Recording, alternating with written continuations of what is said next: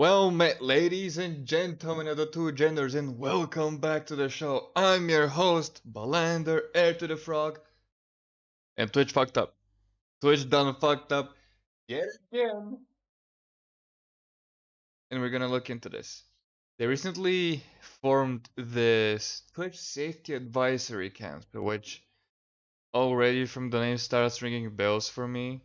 I start seeing red flags coming up, but let's see if they actually pull something decent off, or if it's the complete shit show you've probably heard about on the interwebs. So let's start this article off. Keeping our community safe and healthy is a top priority for Twitch. Today we're excited to announce the formation of the Twitch Safety Advisory Council, which will support the growth of our community moving forward. Twitch has done nothing to support new streams to grow. There is no internal pathway in Twitch for you as a new streamer to find some growth unless you pull yourself out of it somehow. But that's it.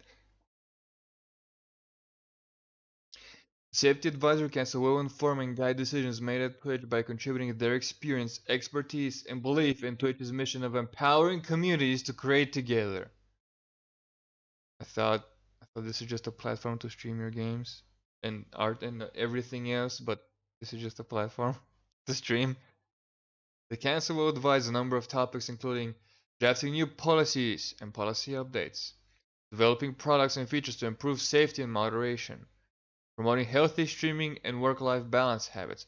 This is actually important because a lot of streamers are not doing that. A lot of streamers, especially the low-tier streamers who are trying to claw themselves out of that 3 viewer category, and the people who are partner pushing only to get rejected, these people are not doing it in a healthy manner, and they do need some sort of advising. Protecting the interests of marginalized groups. Here's where all my red flags start popping up. Identifying emerging trends that could impact the Twitch experience. You mean calling people simps? This group is composed of online safety experts and Twitch creators who have a deep understanding of Twitch, its content, and its community. In developing this council, we felt it was essential to include both experts who can provide an external perspective, as well as Twitch streamers who deeply understand creators' unique challenges and viewpoints. Each member of the council was carefully selected and based on their familiarity with the Twitch community and their relevant personal and professional experience. We're excited to work with this talented group to make Twitch the best place to grow and foster a community. The creation of the Safety Advisory Council is just one way we are enhancing our approach to the issue of trust and safety. The issues of trust and selfie? What the fuck? Safety, idiot. Learn to fucking read. Since when have there been any issues of trust and safety on Twitch?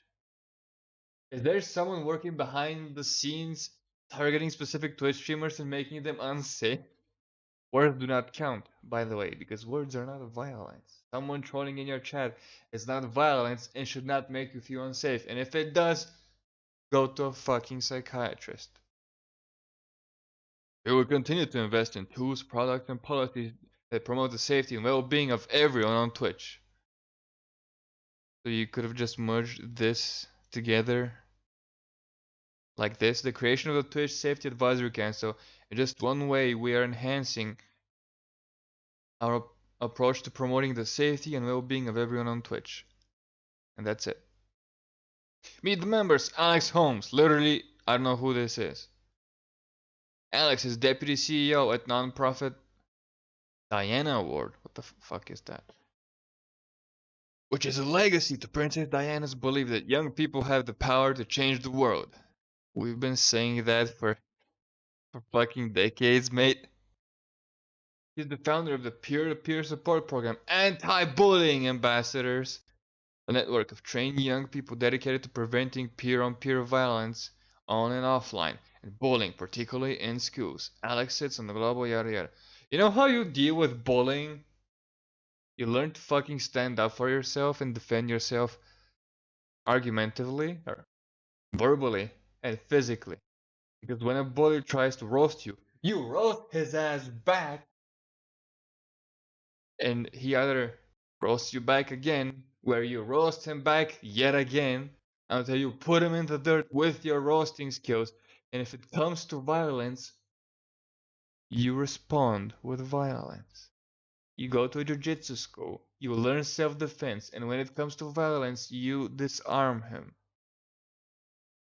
And that's it. You put his face in the ground, like we've seen a lot of kids do. You defend yourself, verbally and physically, and then the bully will fuck off. None of this t-shirts and walking in line and thoughts and prayers and putting bubble wrap over every corner of the world. None of this. This doesn't help. You Americans don't get this. This doesn't help. Having the skill set and the confidence to verbally and physically stand up for yourself and others is how you deal with bullying. And bullying is necessary. Because that's how it either builds your character, further builds whatever character you have for yourself, or it creates the necessity of you to build up your character and be stronger as a person. Cole Carnage. Cole Carnage is a Twitch partner and one of the original variety streamers on Twitch. He plays most major releases and indie darlings and is well known for his 100% franchise playthroughs leading up to major game releases. Cole Carnage is known for his positive community, the coalition, and his slogan "Happy, Helpful, Respectful." Okay, I don't know who he is. I don't know a lot of I don't know a lot of big streamers on Twitch, and I don't care to know them or know of them. But he seems like a cool guy. Like the coalition and his slogan "Happy, Helpful, and Respectful" is like a dad thing. It gives off dad vibes, and we do need dads on Twitch who will actually look out for the community. Caponudo, literally who? The part-time Twitch ambassador and host commentator, the mayor of Cupton, a lover of zombies and a music connoisseur. Her streams range from playing games to hosting conventions on-site interviews to providing colorful commentary at esports events. I don't know who she is. Is it Lanso or Yanso? Is it double L or is it a Ya? Director of the Center for Democracy and Technology's Free Expression Project that leads CDT's work to promote law and policy that supports internet users' free expression rights. Also, they must support Dankula, right? Oh, in the United States. Oh yeah, the United States, the European Union, and around the world. The project's work spans many subjects, including human trafficking, privacy and online reputation issues, counterterrorism, and radicalizing content. Okay, red flag. Disinformation and online harassment. Emma's areas of focus include intermediary liability law, the capabilities and limitations of automated content analysis. There's a lot of work to be done there. YouTube fucking algorithms and all the fucking history channels that got destroyed, like literally deleted on YouTube. It's fucking embarrassing. Transparency in reporting. Oh my, BuzzFeed ain't going like this. The best practices in content moderation for empowering users in online communities. So these people should be chanting at the chance of working with Dankula and how his reputation has been ran through the mud online and how he has been thoroughly demonetized because of a joke. I wonder if they said anything about Dankula. Ferociously Steph, literally who? Has been a full-time streamer since her debut playing competitive collegiate Heroes of the Storm in 2016. Okay. Nobody cares about heroes anymore, especially collegiate. She was one of the first transgender streamers to ever be partnered on Twitch, and the first to bring a transgender pride flag emote to the platform. Okay, so this is a diversity virtue signaling. Her fight for inclusivity includes creating a competitive team composed entirely of marginalized gamers, and vehemently opposing non-inclusive mechanics such as voice chat. Oh my god, this is so stupid. She has said additional things about that, which we'll talk about later, but this is a goddamn diversity hire. She has no idea what she's talking about. I might butcher this name. Dr. Samir Hinduja or Hinduja. I don't know how to pronounce your surname, sir, and I apologize if I butchered it. Dr. Is it Hinduyai? Hmm. Dr. Hinduja. Let's say Hinduja. Oh, is a professor. Where's your moderator, fucking Twitch? In the School of Criminology and Criminal Justice at Florida Atlantic University and co-director of the Cyberbullying Research Center. Oh boy, he is recognized internationally for his groundbreaking work on the subject of cyberbullying, sexting. Wait, since when is sexting a problem? And social media abuse, concerns that have paralleled the exponential growth in online communication by young people. As a speaker and expert on teens and social media use, Dr. Hinduja also trains students, educators, parents, mental health professionals, and other youth workers on how to promote the positive use of technology. Dr. Hinduja is also the co-founder and co-editor-in-chief of the International Journal of Bullying Prevention in a new peer-reviewed journal from Springer. You fucking Americans have no idea how to deal with bullying. And I explained it earlier. Teach the kids to verbally and physically stand up for themselves and for others who are being bullied. That's it. T.O. Taylor, literally who, is a professor of comparative media studies at MIT and co-founder and director of research for AnyKey, an organization dedicated to supporting and developing fair and inclusive esports. What the fuck does fair and inclusive mean? Esports is where the best people go to compete. You get there through merit. How is that not fair and inclusive? Well, it's not inclusive to the low elo fucks like me, but what the fuck? No one has been yeeted out of an esport because they have been a girl, because they've been trans, because they've been another color or ethnicity. The only thing that matters in esports is your skill level. You get on a team because you are good. You stay on a team because you're good and improving. That's it. She is a qualitative sociologist who has focused on internet and game studies for over 2 decades. Dr. Taylor's research explores the interrelations between culture and technology in online leisure environments. Her 2018 book, Watch Me Play: Twitch and the Rise of Game Live Streaming, the first of its kind to chronicle emerging, the emerging media space of online game broadcasting. Nice culturally appropriated hairdo, though. Zizaran, literally who, is a Twitch partner who has been streaming since 2015. His streams mostly focus on ARPGs, particularly Path of Exile. He believes that Twitch has a culture you can't find anywhere else and looks forward to helping Twitch make rules clearer. That's a good thing. Introducing community confusion, that's a good thing. Specifically when it comes to bans and suspensions on the platform. That's a good thing. So of the entirety of this fucking list, this guy is the only one who has a good idea of where the actual issues at Twitch are. But everything else seems like, why even bother? Like, why just not call these people, consult with them for like a few hours, pay them, and then go and fix your policies to begin with? And if you're wondering what's the Diana Award, the Diana Award is the only charity set up in memory of Diana, Princess of Wales, and her belief that young people have the power to change the world. So, good on you for patting yourself on the back. I hope you didn't break your hand while doing this. The Center for Democracy and Technology is a champion of global online civil liberties and human rights, driving policies outcomes that keep the internet open, innovative, and free. They believe in the power of the internet, whether it's facilitating entrepreneurial endeavors, providing access to new markets and opportunities, or creating a platform. Bitches today already look for a platform. Their mission and principles: preserve the unique nature of the internet, that's good. Limit government surveillance, that's good. Enhance freedom of expression globally. Have you talked to Dankula?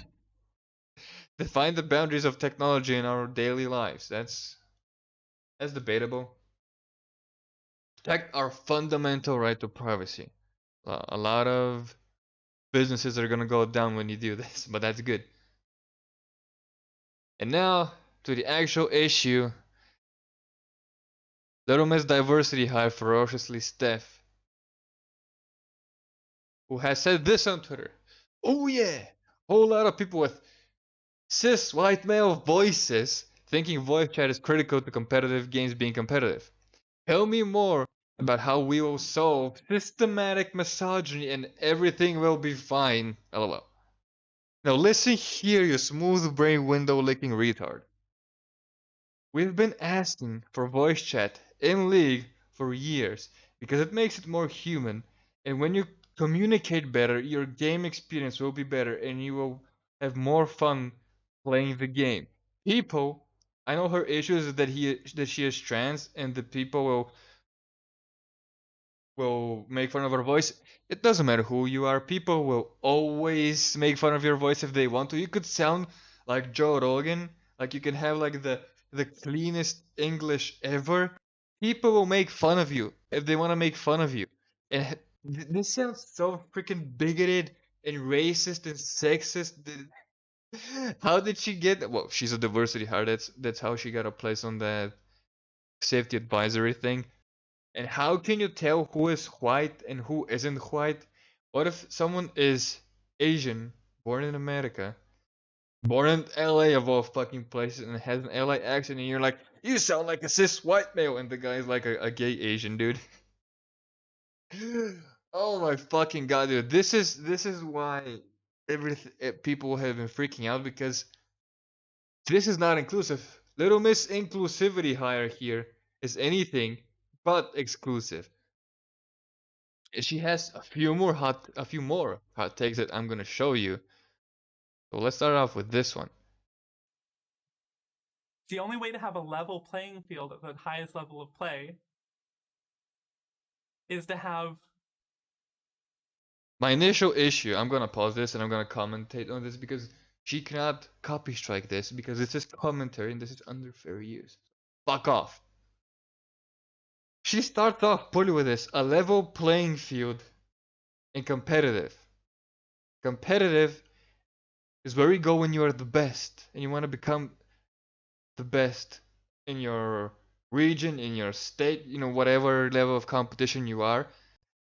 You're there because you have some sort of advantage over other people and you want to win. Leveling that playing field is only a concern when there is accessibility issues.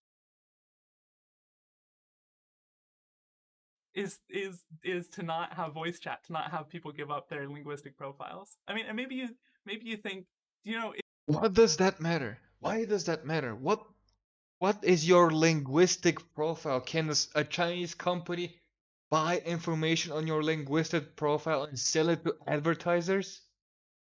Like, what the fuck? Nobody cares.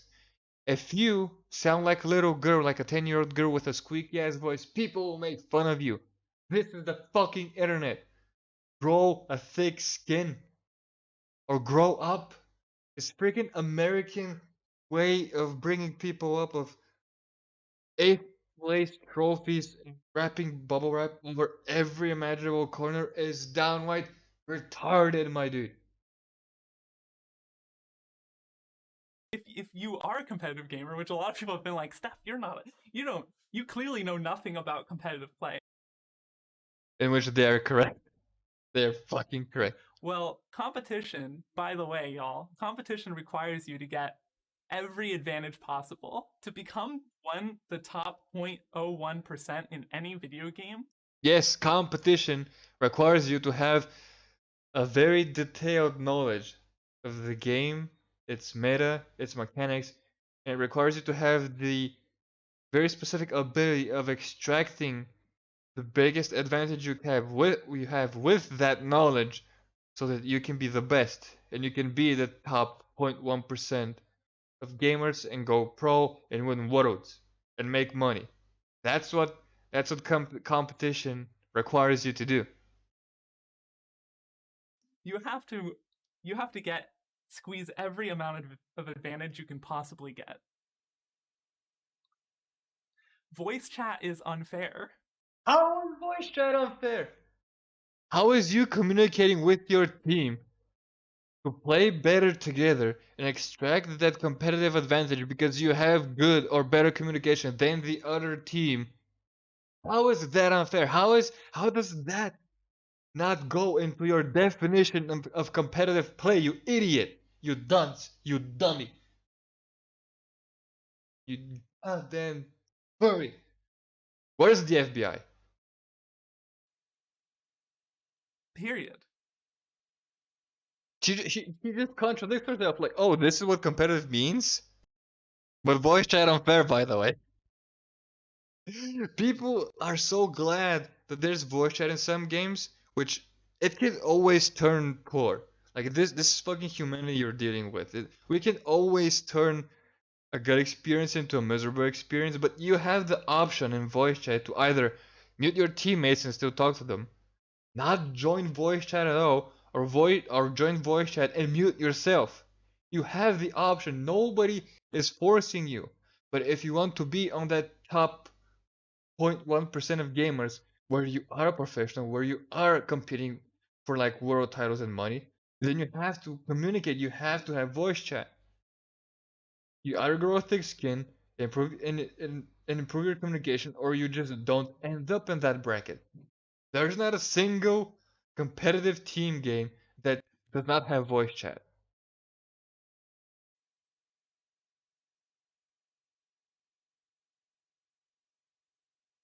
She doesn't even fucking believe in what she's saying. There's a clip of her having a deergasm because, you know, Twitch is like, do not do anything sexual, but she can have a deergasm because she's a fucking diversity hire and a furry. But, you know, I'm gonna use this. I'm gonna show you this clip, like the cherry on top. I'm not gonna show you the clip of the deergasm. I will not put you through that, which I kind of wanted to, but I was like, no, dude, I couldn't go through the entire clip, so I'm not gonna make you people go through that clip. So I'm gonna leave you with the creme de la creme of her comments and how this very inclusive person is going to be on the Twitch Safety Advisory Council. No, I'm just not cool with white supremacy, y'all. It's really not that. I think a lot of you gamers are actually white supremacists. Sorry. Just a fact of how I feel, which isn't a big deal. No. I'm sorry, just some guy. You better look for your fucking hood. But you're a white supremacist. Jesus fucking Christ, what is this? Racist, sexist, bigot doing on a safety advisory council. Why? I do this. Like, there are so many other people you could have hired that could have actually helped people or have. Let's say you want to help the trans community, but there's no like big streamer. Then you hire this big streamer so that they can help them deal with whatever they're dealing with as a trans streamer. But this won't help. This has nothing to do with her being inclusive. It just shows that she's a goddamn diversity hire. And people are thinking that it's gonna go worse when this advisory council like starts doing shit. People are dreading the inevitable fact of their freedom of speech being even more restricted on Twitch. Because they will have the freedom to label anything as quote unquote toxic. There's also the chance that it goes better, and at least Twitch fixes their own policies and their guidelines to be very clear and very specific, and that people who deserve to be banned get banned, and so that we don't have Alinity forcing ourselves to get a 3-day ban. That's gonna be it for me. Thank you guys so much for watching. Make sure to like, comment, and subscribe, and click that bell for notifications. I have to say that because it is YouTube law. Let me know what you think in the comments below. I think this is gonna be a goddamn shit show because I have zero trust and faith in Twitch to do anything properly. I'm also gonna link my portfolio because I keep forgetting to do that in the description below. So if you are a Comics Gate creator and you're looking for an artist, hit me up on mostly on Twitter. I'm most active there. Thank you guys so much for watching, and I will see you in the next video.